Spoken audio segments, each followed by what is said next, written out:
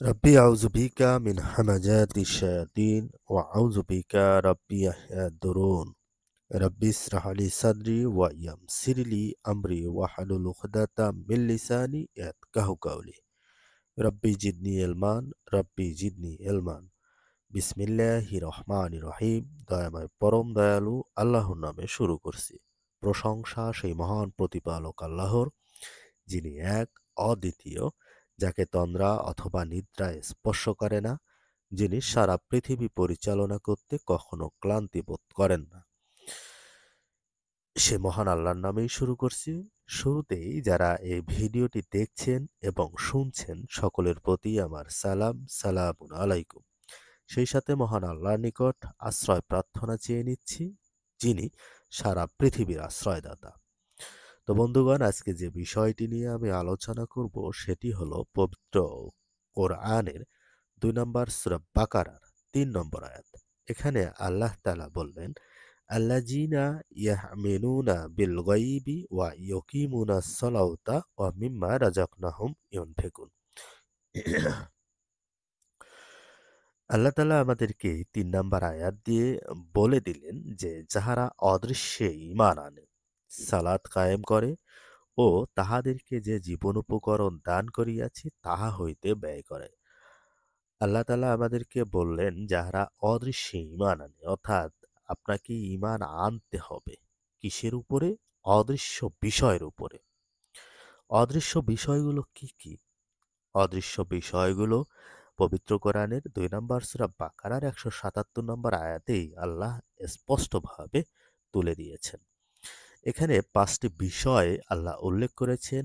একটি বিষয় হলো আল্লাহ, ২ নম্বর বিষয় হলো পরকাল, ৩ নম্বর বিষয় হলো ফেরেশতা, ৪ নম্বর বিষয় হলো নবী রাসূলগণ এবং ৫ নম্বর বিষয় হলো কিতাব।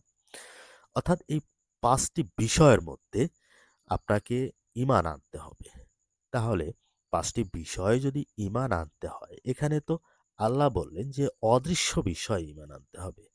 তাহলে এই ৫টি বিষয়ের মধ্যে ৪টি বিষয়েই অদৃশ্য।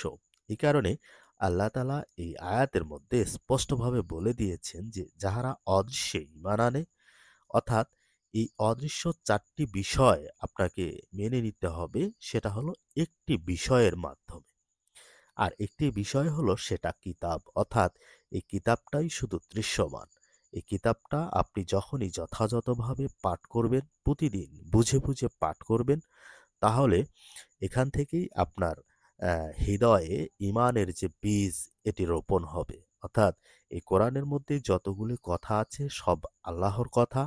এখানে আল্লাহ কিয়ামতে কি করবেন, ফেরেশতাদেরকে কোন কোন কাজে নিয়োজিত করেছেন, এরপরে নবী কখন কখন প্রেরণ করেছেন, কারা কারা নবুয়ত পেয়েছেন, কারা কারা এসেছেন, কাদের সাথে কথা বলেছেন, কাদেরকে কিভাবে পৃথিবী পরিচালনা করার দায়িত্ব দিয়েছেন। কোরআনের সমস্ত কিছু স্পষ্টভাবে বর্ণনা করে দেওয়া আছে। তাহলে আপনি যদি এই কিতাবটা যথাযথভাবে পাঠ করেন, তাহলে আপনি বুঝতে পারবেন যে আল্লাহ কেমন শক্তিধর বা শক্তিমান, আল্লাহ কিভাবে পৃথিবী পরিচালনা করবেন, কার দ্বারা পরিচালনা করবেন, ফেরেশতাদের কাজ কি, নবীদের কাজ কি। এ ব্যাপারে আপনি স্পষ্ট হতে পারবেন। যখনই এ ব্যাপারে স্পষ্ট হতে পারবেন, তখনই এই কোরআনের মাধ্যমে অন্যান্য যে ৪টি বিষয় আছে, এই বিষয়গুলোতে আপনি পরিপূর্ণ ঈমানের যে বীজ, এটি আপনার হৃদয়ে অঙ্কুরিত হবে। নচেৎ আপনার হৃদয়ে যে ঈমানের বীজ, এটি অঙ্কুরিত হবে না। অঙ্কুরিত না হলে আপনি ঈমানদার হতে পারবেন না। আর ঈমানদার হতে না পারলে পৃথিবীতে আপনি যত ইবাদতই করেন না কেন, এই ইবাদতগুলো আপনার কোনো কাজেই আসবে না। যেটা আল্লাহ তাআলা পবিত্র কোরআনের ২ নম্বর সূরা বাকারার ১৭৭ নম্বর আয়াতেই স্পষ্টভাবে বলে দিয়েছেন। পূর্ব এবং পশ্চিম দিকে মুখ ফেরানোতে তোমাদের কোনো পূর্ণ নাই। হ্যাঁ, পূর্ণ আছে কেউ যদি ঈমান আনয়ন করে। অর্থাৎ আপনাকে ঈমান সর্বপ্রথম আনতে হবে। তো এ বিষয়টি স্পষ্ট যে ঈমান আনতে হবে। এরপরে ঈমান আনার পরে আপনার কাজ আসবে। সালাত কায়েম, ভালো কাজ, যাকাত দেয়া, জীবনোপকরণ থেকে ব্যয় করা, অন্যান্য যে আনুষাঙ্গিক কাজগুলো। এগুলো যখনই আপনি করবেন, তখনই আপনি মুমিন হবেন এরপরে মুত্তাকি হবেন, এরপরে মুসলমান হবেন। আর পবিত্র কোরআনে আল্লাহ তাআলা এই স্পষ্ট কথাগুলোই বারবার বলে দিয়েছেন। আসুন আমরা সবাই বুঝে, বুঝে কোরআন পাঠ করি এবং মুমিন মুত্তাকি না হওয়া পর্যন্ত আমরা যেন মৃত্যুবরণ না করি এই প্রত্যাশায় সবাইকে সালাম। ধন্যবাদ।